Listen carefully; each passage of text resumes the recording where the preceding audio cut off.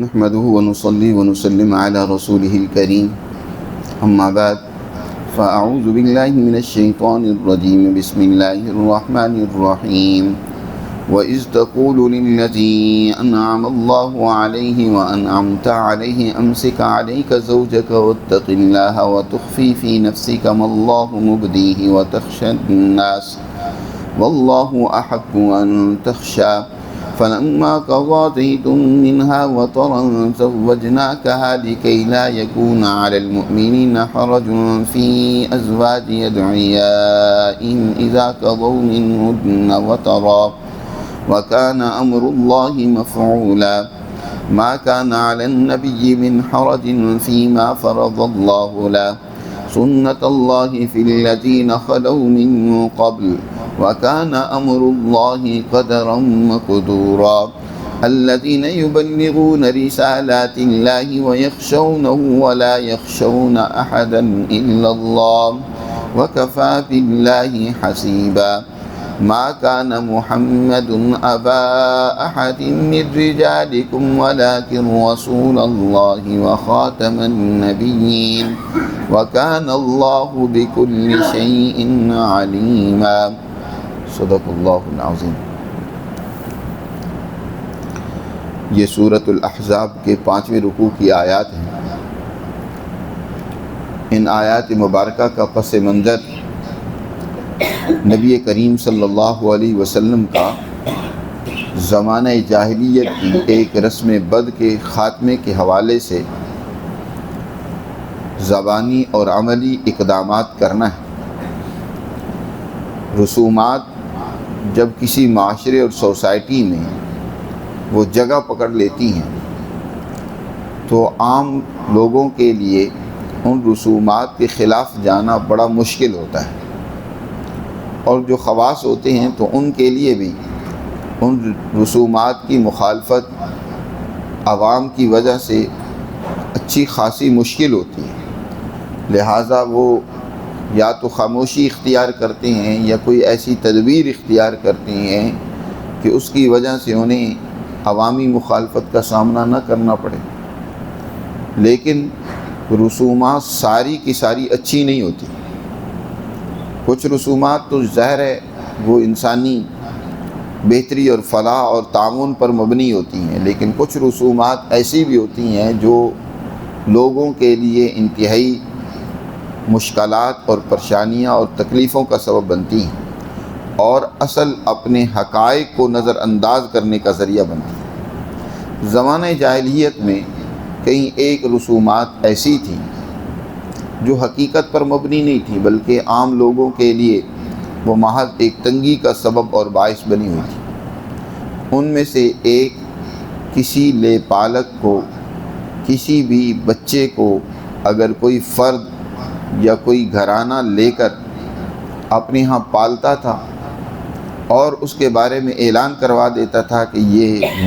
وہ مرد اعلان کروا دیتا کہ یہ میرا بیٹا ہے، ہمارے خاندان کا حصہ ہے، تو اس کو اس معاشرے میں حقیقی بیٹے کی طرح ہی تصور کیا جاتا تھا۔ تمام معاملات، احکامات اس کے ساتھ ہوئی حقیقی بیٹے جیسے ہی جاری ہوتے تھے۔ آج کل ہمارے معاشرے میں بھی یہ رسم ایسے ہی پھیلتی جا رہی ہے کہ لوگ بچوں کو غریب خانوں سے یا اسی طرح کسی سے لے لیتے ہیں اور اس کو پال کر پھر بعد میں اسی کو حقیقی بیٹے کا درجہ دیا جاتا ہے۔ اس سے بہت ساری خرابیاں پیدا ہوتی ہیں۔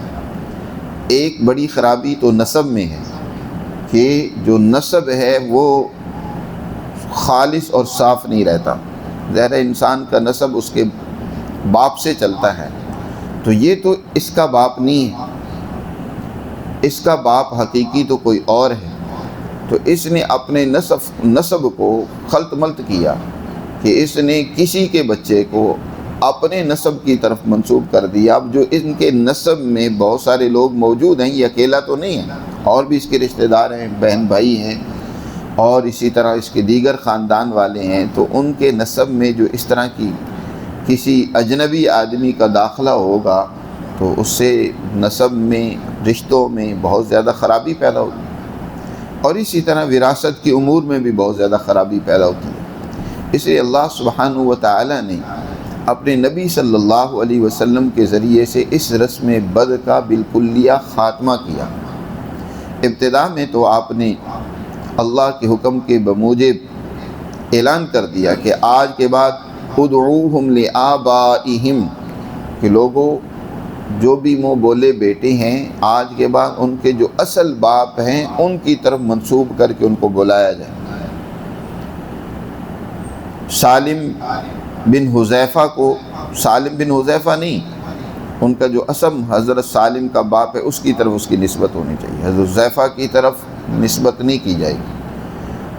زید کی نسبت محمد کی طرف نہیں ہوگی، جو اس کے اصل باپ حارثہ ہیں، زید ابن حارثہ، ان کی طرف نسبت کر کے ان کو بلایا جائے گا۔ لیکن ایسی رسومات محض 1 2 4 دفعہ اعلان سے نہیں ختم ہوتی، جب تک ایسی رسومات کو ختم کرنے کے لیے کوئی عملی طور پر زبردست قسم کا اقدام نہ کیا جائے۔ چنانچہ اس کے لیے اللہ نے ایک بہترین اپنی تدبیر کے تحت ایک ایسی ترتیب بنائی کہ حضور صلی اللہ علیہ وسلم نے اپنے منہ بولے بیٹے حضرت زید کا نکاح اپنی سگی پھوپھی حضرت امیمہ کی بیٹی حضرت زینب بنت جحش رضی اللہ تعالی عنہ سے کروایا، اور اس نکاح کی بھی تفصیلات پچھلے درس میں بیان ہوئی ہیں کہ یہ خاندان والے تو تیار نہیں تھے، یہ نہیں عبد المطلب کے خاندان والے قریشی، وہ تو نہیں اس کو برداشت کرتے تھے کہ ایک اجنبی دیار غیر کا رہنے والا غلام، اس کو ہم اپنی ایک عالی نسب والا وہ اپنی بیٹی ان کو دے دیں۔ اور یاد رکھیں اس میں کوئی قباحت بھی نہیں ہے، یہی وجہ ہے کہ دین اسلام نے کف میں نکاح کرنے کا حکم دیا ہے۔ کف کا مطلب یہ ہوتا ہے کہ اپنے ہم منصب خاندانوں اور اپنے ہم منصب شرافت اور جو نجابت ہے اس کو دیکھ کر نکاح کیا جائے۔ ہمارے ہاں اب یہ چیزیں نسب کی حفاظت کی بہت چیزیں ختم ہوتی جا رہی ہیں۔ اب یہاں تو عجیب و غریب سلسلہ چل پڑا ہے کہ بعض اوقات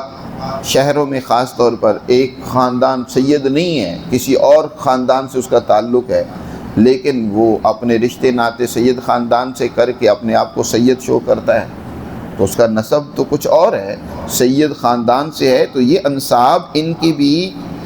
واضح طور پر پہچان ہونی چاہیے، کیونکہ اس سے رشتے ناتے نبھانے کا بہترین موقع ملتا ہے۔ قرآن میں خود اللہ سبحانہ و تعالیٰ نے اس حقیقت کو بیان کیا ہے کہ یہ جو رشتے ناتے ہیں اللہ نے قائم کیے ہیں، یہ ایک دوسرے سے پہچان کا، ایک دوسرے کے حقوق ادا کرنے کا ذریعہ ہے۔ ظاہر ہے کہ ہر ایک خاندان وہ کہیں نہ کہیں اوپر سے جڑا ہوا ہوتا ہے، جی جیسے ارائی برادری ہے، عموماً یہ اپنی برادری میں رشتے ناتے کرتے ہیں، تو کہیں نہ کہیں اوپر سے رشتہ داریاں ان کی آپس میں جڑ رہی ہوتی ہیں۔ تو ایک تو آپ نے نیا رشتہ جوڑا ہے، ایک یہ ہے کہ اس کے علاوہ بھی جو ہے آپ لوگوں کی رشتہ داری کہیں نہ کہیں موجود ہوتی ہے۔ اس کا ایک اور فائدہ یہ ہوتا ہے کہ عموماً ایک خاندان کے لوگوں کے رسم و رواج، رہنے سہنے کا طریقہ وہ ایک جیسا ہوتا ہے، تو لہٰذا نئے بیاہتے جوڑے کے درمیان میں کسی قسم کی زیادہ الجھن نہیں پیدا ہوتی، کیونکہ ان کا رہن سہن بھی اسی طرح کا ہوتا ہے۔ جب رہن سہن اور طرز زندگی ایک جیسا ہے تو ایک دوسرے کے ساتھ اچھے طریقے سے زندگی گزاریں گے۔ ہر خاندان کی کچھ رسومات، کچھ طریقے وہ الگ ہوتے ہیں، تو آپ دوسرے خاندان کے لوگ لے کر آئیں گے تو پھر بسا اوقات ایڈجسٹمنٹ میں کافی مشکل ہوتی ہے، تو اس میں کوئی حرج والی بات نہیں ہوتی۔ لیکن شریعت نے بالکلیہ اس پر قدغن بھی نہیں لگائی، ممانعت بھی نہیں کی کہ ایک خاندان والا دوسرے خاندان میں رشتہ نہیں کر سکتا، ایسی ممانعت تو نہیں قطعی طور پر کی۔ البتہ یہ کہا ہے کہ بہتر یہ مستحب عمل یہ ہے کہ کف دیکھو، اپنے برابر کے لوگ دیکھو، مال میں، حسب نسب میں، دینداری میں، یہ ساری چیز دیکھ کر اپنے برابر کے لوگوں میں اپنے بچوں کے رشتے کرو، تاکہ ان کو زندگی گزارنے میں مشکلات اور پریشانیاں پیش نہ آئیں۔ یہی وجہ ہے شہروں میں تو بڑا عجیب اب حال ہو گیا ہے۔ ایک واقعہ جو بچپن میں جب میں لاہور پڑھنے آیا تھا تو والد صاحب میں جب ملنے کے لیے گیا، ظاہر چھٹیاں تھیں، پڑھتا تھا ادھر لاہور میں، واپس گیا تو ڈیرے پر بیٹھا ہوا تھا، والد صاحب بھی موجود تھے اپنی زمینوں میں جو ہم لوگوں نے ڈیرے بنا رکھے ہوتے ہیں، تو وہاں وہ ہمارا ایک ملازم بھی بیٹھا تھا، تو وہ کہنے لگا کہ یہ عثمان جو ہے نا اب یہ لاہور چلا گیا، اس نے شادی بھی لاہور ہی جا کر لینی ہے۔ تو اس پر والد صاحب نے ایک حکایت سنائی جو مجھے بڑی اب تک یاد ہے۔ وہ حکایت ہی ہے لیکن اس کے پیچھے ایک بڑا اہم درس ہے۔ تو والد صاحب فرمانے لگے کہ ایک نوجوان کسی دیہات سے لاہور شہر میں پڑھنے کے لیے گیا، وہ میراثی، جیسے برادریاں مشہور ہو جاتی ہیں کہ یہ میراثی ہے، وہ میراثی برادری سے تعلق رکھتا تھا۔ وہاں جا کر اس نے جہاں مکان کرائے پر لیا، وہاں اس نے اپنے آپ کو شاہ کہلانا شروع کر دیا کہ میں سید ہوں۔ اب وہاں مشہور ہو گیا کہ یہ بھی سید ہیں، شاہ صاحب ہیں۔ پڑوس میں ہی ایک اور سید خاندان رہتا تھا، وہ بچہ بھی کالج جاتا تھا، ان کی بچی بھی کالج جاتی تھی، پھر آگے یونیورسٹی میں چلے گئے، اتفاق سے ایک ہی یونیورسٹی تھی، آپس میں جان پہچان ہوئی۔ تو وہ سید خاندان جو وہاں رہتا تھا، انہوں نے بھی مناسب سمجھا کہ یہ لڑکا سلجھا ہوا ہے، پڑھ رہا ہے، سمجھدار ہے، ہماری برادری کا ہے، کیوں نہ ہم اپنی بچی کا رشتہ اسی کو دے دیں۔ اس سے بات چیت ہوئی تو وہ تیار ہو گیا کہ ٹھیک ہے، میں رشتہ، مجھے قبول ہے، منظور ہے، میں رشتہ کر لیتا ہوں۔ برادری میں بات چلی، ساری باتیں جو رسم و رواج میں طے ہوتی ہیں، یعنی دن دہاڑا طے ہو گیا، اور ابھی تاریخ جو طے ہو گئی اس کے بعد شادی سے کچھ دن پہلے اس نوجوان نے پیغام بھیجا کہ مجھے یہ رشتہ منظور نہیں۔ وہ بڑے پریشان ہوئے، انہوں نے اس نوجوان کو بلا کر کہا کہ بھئی کیا بات ہے، کوئی ہماری بچی میں خرابی دیکھی، ہم میں کوئی خرابی دیکھی، اب سب برادری کو ہم بتا چکے ہیں، تاریخ ہم طے کر چکے ہیں، اب تم کہتے ہو کہ مجھے یہ رشتہ منظور نہیں ہے، یہ تو بڑی ہمارے لیے رسوائی ہوگی، ایسا کیوں کر رہے ہو، کیا کوئی خرابی ہے تو بتاؤ۔ انہوں نے کہا، بڑا پریشان ہوتے ہوئے اس نے کہا کہ اصل بات یہ ہے کہ خرابی آپ لوگوں میں کوئی نہیں ہے، خرابی تو مجھ میں ہے، اور وہ یہ ہے کہ مجھے یہ بڑی اب شرمندگی ہو رہی ہے، ڈر لگ رہا ہے کہ کل نبی کریم صلی اللہ علیہ وسلم کو میں کس چہرے سے اپنا منہ دکھلاؤں گا کہ میں تو میراثی تھا، میراثی سے سید بنا ہوا تھا، اور میں نے خاندان رسول کو دھوکہ دیا کہ میں سید ہوں، میں تو سید نہیں ہوں، تو مجھے یہ شرمندگی کھائی جا رہی ہے کہ کل حضور کے سامنے میں کیا بات کروں گا۔ تو وہ کہنے لگے، نہیں بھائی، اگر اس وجہ سے پیچھے ہٹ رہا ہے تو مت پیچھے ہٹ، ہم بھی تو میراثی سے سید بنے ہوئے ہیں۔ تو بات یہ ہے کہ یہاں پر خاندانوں کا پتہ نہیں چلتا عام طور پر، تو خاندان ان کی بڑی اہمیت ہے، اور عرب میں تو خاندانوں کا اور نسب کا بہت خاص خیال رکھا جاتا تھا، ماہرین نساب ہوتے تھے جو نسب کو سارے کو بڑی اچھی طرح جانتے اور پہچانتے ہوتے تھے۔ عمر فاروق رضی اللہ تعالیٰ عنہ، ان کی دیگر اوصاف کے ساتھ ایک وصف یہ تھا کہ وہ بڑے ماہر تھے نسب کے پہچاننے میں جی، اور اسی طرح حضرت عائشہ صدیقہ رضی اللہ تعالیٰ عنہ کے بارے میں بھی آتا ہے۔ تو اب حضرت زید اسلام میں اگر سے اس میں کوئی، جیسے میں نے پہلے بات کی ہے، کوئی قدغن اور ممانعت نہیں ہے کہ ایک خاندان دوسرے خاندان میں شادی بیاہ کر سکتا ہے، لیکن پسندیدہ یہی رکھا گیا کہ اپنے جیسے ہی خاندانوں میں کیا کیے جائیں، رشتے کیے جائیں۔ اور آج ایک اور بڑی خرابی پیدا ہو رہی ہے، اور یہ خرابی یورپ کی طرف سے پیدا کی جا رہی ہے، اس لیے اس بات کو بھی سمجھنا بہت زیادہ ضروری ہے۔ اور وہ یہ ہے کہ آج کل کہا جا رہا ہے کہ یہ جو کزن کے رشتے ہوتے ہیں نا، کزن میرج جو ہوتی ہے، اس میں بچے اور بچی پر برے اثرات پڑتے، آگے نسب جو چلتا ہے،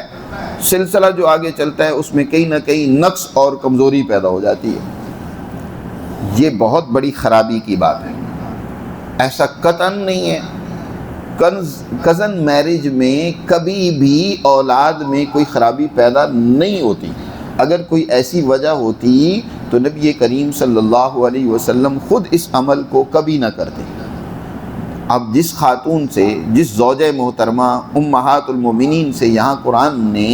نکاح کرنے کا خود حضور کو بعد میں حکم دیا، حضرت زینب رضی اللہ تعالی عنہ،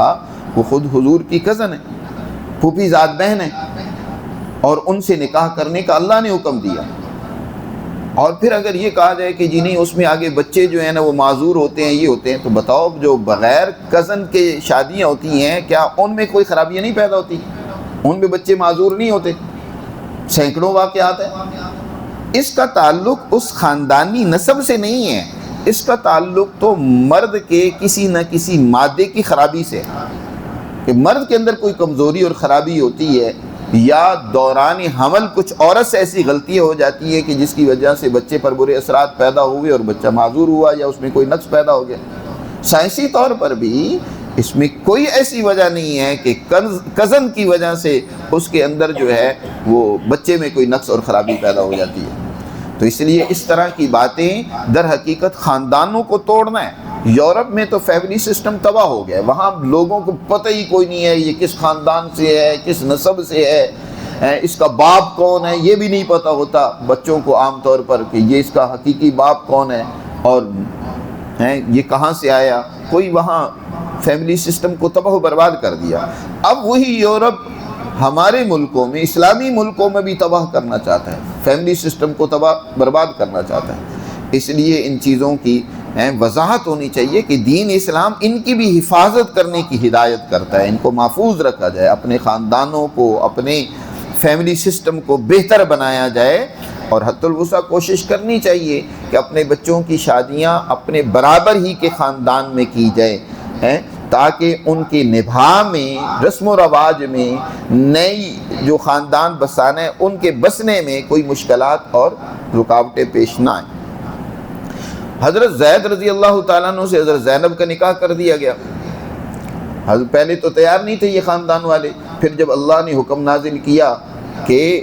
کسی مومن مرد اور مومن عورت کو قطعاً درست نہیں ہے کہ اللہ اور اس کا رسول کوئی فیصلہ فرما دے وہ اس کے خلاف جائیں۔ اب ظاہر اللہ کے حکم کے مقابلے میں حضرت زینب اور ان کے بھائی اور دیگر خاندان والوں کی کیا جرت تھی، انہوں نے اس رشتے کو قبول کر لیا۔ قبول تو کر لیا، نکاح بھی ہو گیا، لیکن آپس میں بن نہیں پا رہی۔ حضرت زید رضی اللہ تعالیٰ عنہ نے بھی بڑی کوشش کی کہ کسی طریقے سے یہ نباہ ہوتا ہی رہے، کیونکہ حضور نے پورے خاندان کی مخالفت لے کر جو ہے یہ رشتہ کروایا ہے، اور اب میں اس کو نہ نبھاؤں تو بڑی ایک شرمندگی والی بات ہے۔ لیکن حضرت زینب کے اندر ایک خاندانی جو ایک شرافت یا ایک منقبت تھی، اس کی وجہ سے ان کا وہ رویہ حضرت زید کے ساتھ اس طرح نہیں ہو پا رہا تھا۔ وہ اپنے آپ کے بڑے خاندان کی سمجھتی تھی۔ حضرت زید رضی اللہ تعالیٰ عنہ آزاد کردہ غلام تھے، اور حضرت زید بھی جو ہے وہ بھی ایک باعزت انسان تھے۔ ضروری نہیں ہوتا کہ ہر خاندان جو ہو اس کا ہر فرد جو ہے اس کے اندر خاندانی وہ چیزیں موجود ہوں جو دوسرے لوگوں میں، یعنی غلاموں میں عام طور پر جو اس وقت چیزیں ہوتی تھیں، جب یہ مسلمان ہو گئے تو ان میں تو وہ چیزیں نہیں رہی، انہوں نے اپنی تربیت کر کے اعلیٰ درجے کی چیزیں پیدا کر لی اپنے اندر۔ تو حضرت زید کے اندر بھی شرافت و منقبت بہت تھی، غیور تھے، برداشت تو کرتے رہے، لیکن یہ بھی نہیں تھا کہ بالکل اپنی عورت کے نیچے لگ جائیں، جو وہ کچھ کہتی رہے، جس انداز سے بولتی رہے وہ برداشت ہی کرتے رہے، تو یہ بھی آگے سے جواب دیتے تھے۔ تو اس طرح کرا کہ 1 سال بڑے مشکل سے ان کا یہ نکاح قائم رہا، برداشت کرتے رہے، لیکن جب یہ بن نہ پائی تو اب انہوں نے ارادہ کر لیا اس رشتے کو توڑنے کا۔ لیکن اب براہ راست خود تو توڑ نہیں سکتے تھے، کیونکہ یہ رشتہ کروایا خود نبی پاک صلی اللہ علیہ وسلم نے تھا، اس لیے حضور صلی اللہ علیہ وسلم سے مشورہ کرنا اور حضور سے اجازت لینا ضروری سمجھا۔ حضور کی خدمت میں آئے اور عرض کی، اللہ کے رسول صلی اللہ علیہ وسلم میں یہ رشتہ نہیں نبھا سکتا، میں اس زینب کو چھوڑنا چاہتا ہوں، طلاق دینا چاہتا ہوں۔ حضور صلی اللہ علیہ وسلم بڑے پریشان ہوئے کہ یار میں نے تو خاندان کی مخالفت مول لے کر تم سے نکاح کیا، اب تم اس کو طلاق دو گے تو یہ تو خاندانی پریشر اور مجھ پر بڑھے گا، تو ایسا نہ کرو، امسک علیک زوجک، اپنی بیوی کو اپنے ساتھ ہی رکھو، طلاق نہ دو، جدا نہ کرو۔ لیکن حضرت زید سے برداشت نہیں ہو رہا تھا، کیونکہ ہر دن ہر آئے وقت گھر میں جھگڑا، لڑائی، تو میں، سکون گھر میں ہے ہی نہیں۔ تو وہ تنگ آ کر چنانچہ انہوں نے فیصلہ کر ہی لیا۔ اصل میں قدرت کی طرف سے بھی یہی منظور تھا کہ زید رضی اللہ تعالیٰ عنہ وہ طلاق دے دیں، اور پھر حضرت زینب کی دل جوئی تو اسی میں تھی نا کہ اب حضرت زینب اور ان کے خاندان کو سکون ملتا تو اسی صورت میں ملتا تھا کہ حضور نے یہ نکاح کروایا تھا، اب اس کا علاج یہی ہے کہ خود حضور ہی حضرت زینب سے نکاح کریں، تو تب ہی وہ خاندان والے مطمئن ہونے تھے، کیونکہ حضور کی تو حضور تھے نا، حضور کی تو شان ہی بہت اونچی تھی، وہاں تو ان پر تو مر مٹنے والے سارے خاندان والے بھی دوسرے بھی مسلمان وہ تھے۔ تو حضور صلی اللہ علیہ وسلم چاہتے تھے کہ اگر میں نے ایسا کیا تو ایک اور رسم بد جو یہاں عرب ذہنیت میں موجود ہے کہ منہ بولا بیٹا جو ہے اس کو حقیقی بیٹا ہی سمجھا جاتا ہے، اور اس کی بیوی سے نکاح کرنا تو حقیقی بیٹے کی بیوی سے نکاح کرنا ہے، تو یہ تو درست نہیں ہے۔ اسلام بھی اس کی ممانعت کرتا ہے کہ حقیقی بیٹے کی بیوی سے نکاح نہیں کیا جا سکتا، لیکن اللہ سبحانہ و تعالیٰ اس رسم بد کا بھی خاتمہ کرنا چاہتے تھے کہ منہ بولا بیٹا حقیقی بیٹا تھوڑا ہی بن جاتا ہے، اس نے تم نے زبان سے کہہ دیا ہے تو یہ تو افواہم، یہ تمہارے اپنے منہ کی ایک بات ہے جو تم نے نکال دی، جو حقیقت پر مبنی نہیں ہے۔ تو لہٰذا اصل تو باپ زید کے حارث ہیں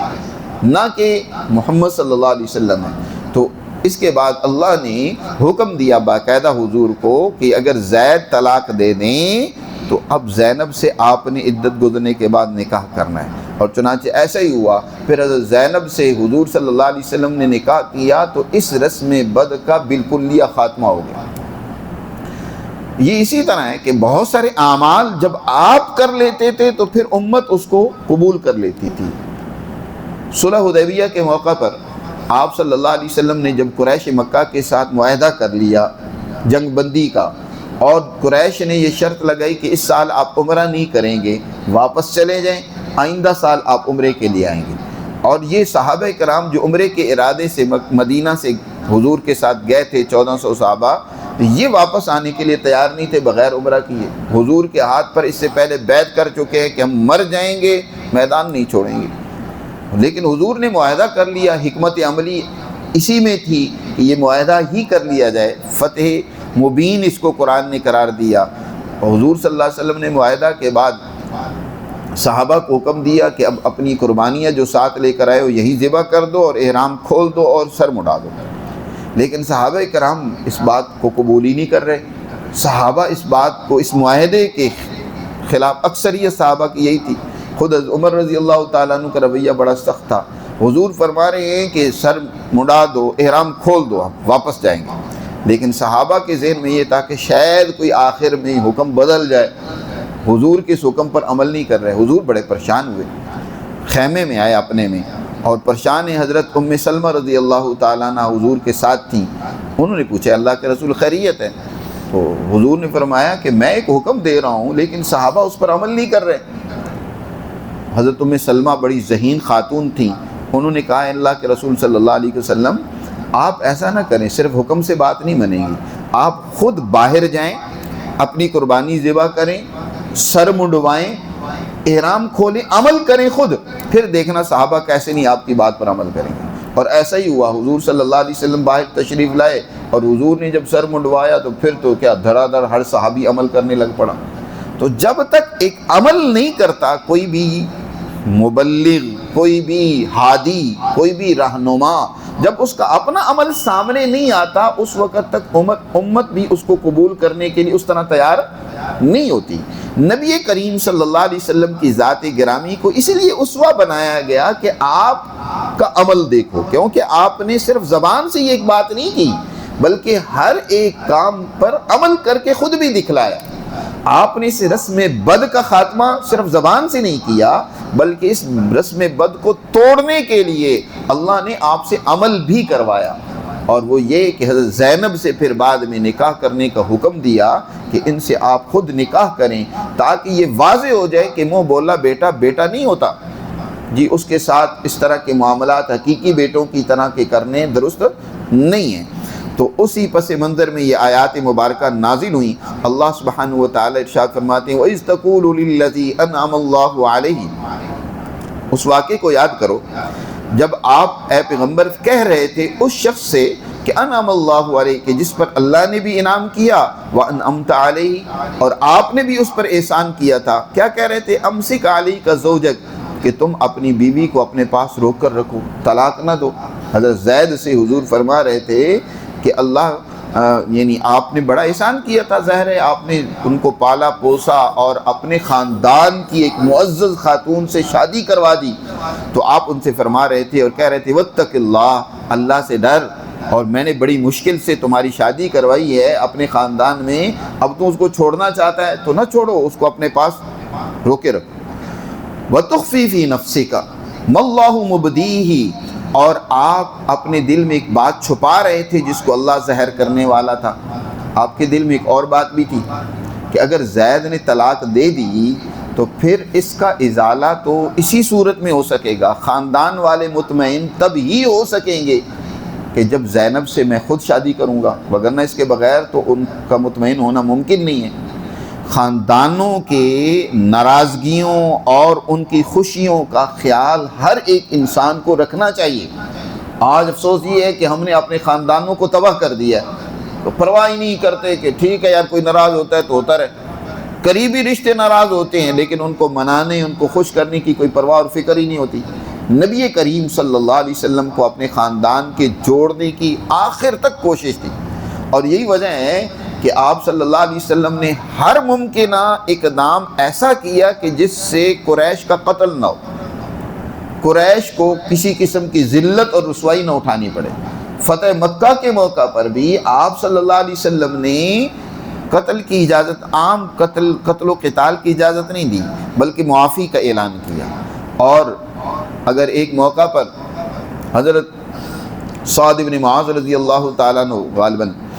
یا حضرت معاذ رضی اللہ تعالیٰ عنہ، ان کو ایک دستے کا سربراہ بنایا ہوا تھا، ان کے ہاتھ میں اس سربراہی کا جھنڈا بھی تھا۔ وہ ابو سفیان کے پاس سے گزرے نا تو انہوں نے جوش میں کہا الیوم یوم الملحمہ، آج تو لڑائی کا دن ہے، قریش دیکھ لیں گے کہ آج ہم ان کے ساتھ کیا کرتے ہیں۔ تو ابو سفیان کہنے لگا اچھا اگر یہ بات ہے تو تمہیں جنگ مبارک ہو، ہم بھی جنگ کے لیے تیار ہیں۔ قریش بھی تو ایک خاندان تھا، ایک اپنے اندر غیور تھا، باوجود اس کے کہ اس سے پہلے حضرت ابو سفیان حضور کی خدمت میں پہنچ کر معافی حاصل کر چکے ہیں، لیکن جب انہوں نے ایسی بات کہی تو ابو سفیان کہنے لگا ٹھیک ہے پھر جنگ ہے تو جنگ کے لیے ہم بھی تیار ہیں۔ اتنی دیر میں حضور صلی اللہ علیہ وسلم ایک دستے کے ساتھ پیچھے تشریف لائے، تو ابو سفیان کہنے لگا کیا ہے محمد، آپ نے اپنی فوج کو آج قتل عام کا حکم دے دی ہے کہ آپ اپنے خاندان کو قتل کر دیں؟ حضور نے ارشاد فرمایا نہیں، میں نے تو اس کی اجازت نہیں دی، میں نے تو عام معافی کا اعلان کیا ہے۔ تو فرمایا تمہارے ایک سپہ سالار تو یہ کہہ رہے ہیں کہ الیوم یوم الملحمہ۔ آپ صلی اللہ علیہ وسلم نے فرمایا اسی وقت حضرت معاذ رضی اللہ تعالیٰ عنہ کو کہ نہیں، الیوم یوم المرحمہ، آج رحمت کا دن ہے، لڑائی کا دن نہیں ہے، رحم کرنے کا دن ہے، دوسروں پر ترس کھانے کا دن ہے، آج ہم عام معافی کا اعلان کرتے ہیں۔ اور حضرت سعد یا حضرت معاذ، جو صحابی کا نام میرے ذہن میں نہیں آ رہا، تو بہرکیف ان دونوں میں سے کوئی ایک صحابی تھے، ان سے وہ عہدہ لے کر ان کے بیٹے کے سپرد کر دیا، یعنی ان کو قیادت سے، سربراہی سے ہٹا دیا کہ تم سے یہ غلطی ہوئی ہے، گویا کہ تم نے ڈسپلن کو توڑا ہے، اور ان کی دل جوئی بھی کی کہ وہ عہدہ ان کے بیٹے کے سپرد کیا، کسی اور کے سپرد نہیں کیا کہ ان کے دل میں بھی ملال پیدا نہ ہو۔ تو آپ صلی اللہ علیہ وسلم اتنی رعایت فرمایا کرتے تھے، اپنے خاندان کی حفاظت فرمایا کرتے تھے، باوجود اس کے کہ وہ کافر تھے، لیکن آپ بچا رہے ہیں ان کو، عام قتل کی اجازت نہیں ہے۔ تو خاندانوں کی حفاظت یہ بہت بڑی ایک ذمہ داری ہوتی ہے۔ اللہ نے یہ خاندان اسی لیے بنائے ہیں کہ ایک دوسرے کے پہچان ہو، ان کی حفاظت ہو۔ تو حضرت زینب رضی اللہ تعالیٰ عنہ کو اگر طلاق ہو جاتی ہے تو حضور کے دل میں یہ بات تھی کہ پھر اب خاندان کو مطمئن کرنے کی یہی صورت بنے گی کہ میں خود ان سے نکاح کروں، اور ان سے نکاح کرنا حضور کا اس وجہ سے بھی پریشانی کا باعث تھا کہ اگر میں ان سے نکاح کر لیتا ہوں تو منافقوں کو اور حضور پر الزام تراشیوں کا بہانہ ڈھونڈنے والا ایک گروہ ہر وقت سرگرم رہتا تھا، منافقوں کا خاص طور پر، جو بظاہر مسلمان تھے، کہ کوئی موقع ملے حضور کے خلاف پراپوگنڈا کرنے کا تو ہم طوفان بدتمیزی اٹھا دیں، بدنام کریں۔ چنانچہ حضور کو یہ بھی ڈر تھا کہ اگر میں نکاح کر لیتا ہوں تو ان منافقوں کو موقع ملے گا اور یہ میرے خلاف پراپاگنڈا کریں گے کہ بھئی دیکھو لو بھئی اپنے بیٹے کی بیوی سے شادی کر لی۔ ویسے تو منع کرتے ہیں کہ بیٹوں کی بیویوں سے شادی کرنا حرام ہے، وہ تم پر حرمت حرام کر دی گئی ہیں، تمہاری بیٹوں کی بیویاں، ویسے تو حکم یہ ہمیں دیتے ہیں، لیکن خود بیٹے کی بیوی سے شادی کر لی، حالانکہ وہ بیٹا نہیں ہے، وہ صحابی ہے، لیکن پروپیگنڈے کے لیے کوئی بات ملنی چاہیے۔ تو آپ صلی اللہ علیہ وسلم ڈر رہے تھے، تو اسی کو قرآن نے کیا کہ قرآن نے یہ بیان کیا وَتُخْفِي فِي نَفْسِكَ، اور اپنے دل میں آپ ایک بات چھپائے ہوئے تھے، مَاللَّهُ مُبْدِيهِ، جس کو اللہ ظاہر کرنے والا تھا،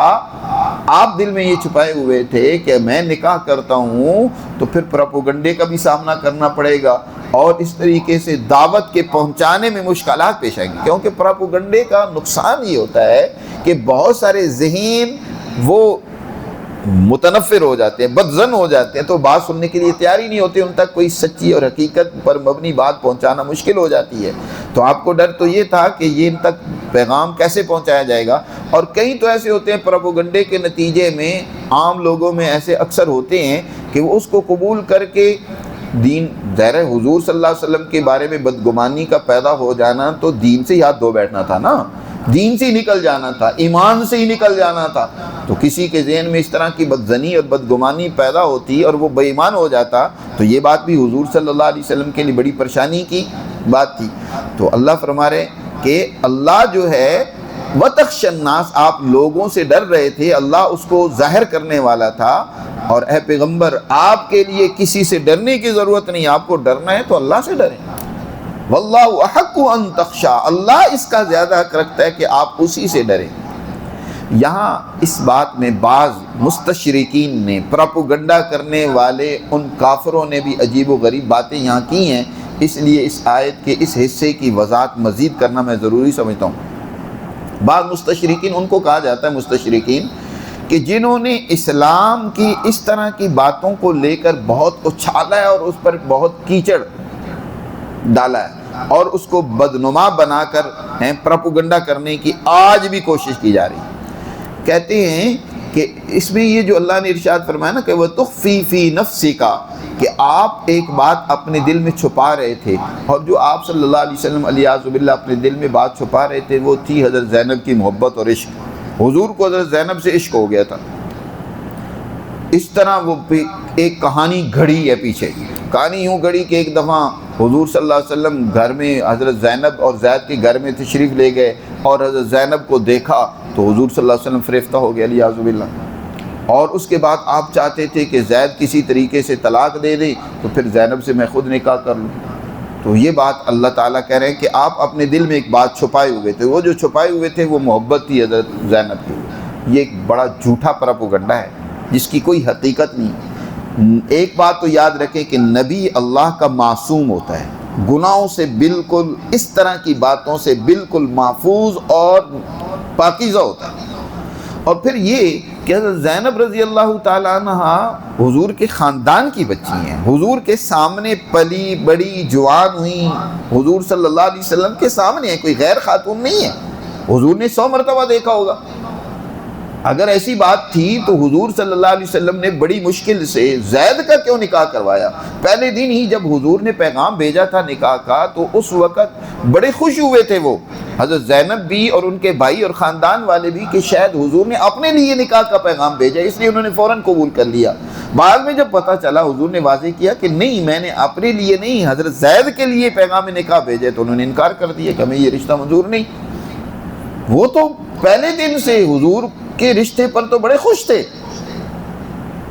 تو اگر ایسی محبت کی بات ہوتی تو حضور صلی اللہ علیہ وسلم خود پہلے نکاح کر لیتے، بیٹے سے نکاح کروانے کی کیا ضرورت تھی؟ ایسی بات قطعاً نہیں ہے، حاشا للہ حضور، بلکہ خود قرآن نے جو آگے بات کی مَاللَّهُ مُبْدِيهِ، اللہ جس بات کو ظاہر کرنے والا تھا آپ دل میں وہ چھپائے ہوئے تھے، تو اللہ نے وہ بات ظاہر کی نا۔ اگر محبت کی بات ہوتی تو کہیں کنایتاً، اشارتاً، لفظاً، دلالتاً کہیں ذکر ہوتا کہ آپ کے دل میں ان کا عشق تھا، محبت تھی۔ اللہ نے تو کہیں اس کا ذکر نہیں کیا، اور جس بات کو اللہ نے ظاہر کیا وہ یہ کہ آپ لوگوں سے ڈر رہے تھے کہ یہ پروپیگنڈا کریں گے، یہ پروپیگنڈا کریں گے کہ بیٹے کی بیوی سے شادی کر لی، یہ آپ کے دل میں بات موجود تھی، اور اس کو اللہ نے ظاہر بھی کر دیا، فرمایا کہ واللہ مبدیہ، اللہ ظاہر کرنے، واللہ مبدیہ وتخشى الناس، آپ لوگوں سے ڈر رہے تھے، اور اللہ کے حق یہ ہے کہ آپ پر لازم تھا کہ آپ اللہ سے ڈر دیں، لہذا ہوا یہ فلما قضا زید منہا، جب زید نے اس زینب سے طلاق کا سلسلہ پورا کر دیا، وطرن کا معنی یہاں طلاق کا ارادہ جو کیا تھا وہ انہیں طلاق دے دی، کہ جب حضرت زینب کو حضرت زید نے طلاق دے دی جی، وطرن جب انہوں نے ارادہ کیا تھا کہ اس سے وہ طلاق کا معاملہ کر کے ختم کر دیں، لِكَيْ لَا يَكُونَ عَلَى الْمُؤْمِنِينَ حَرَجٌ،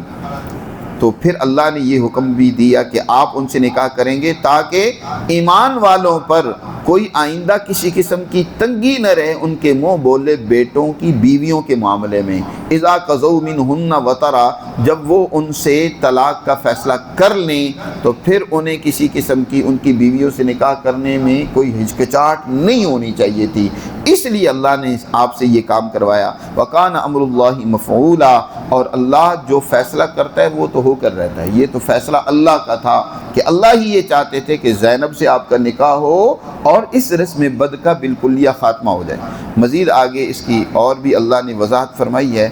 آئندہ درس میں انشاءاللہ اس کی بات کریں گے، اللہ ہمیں سمجھ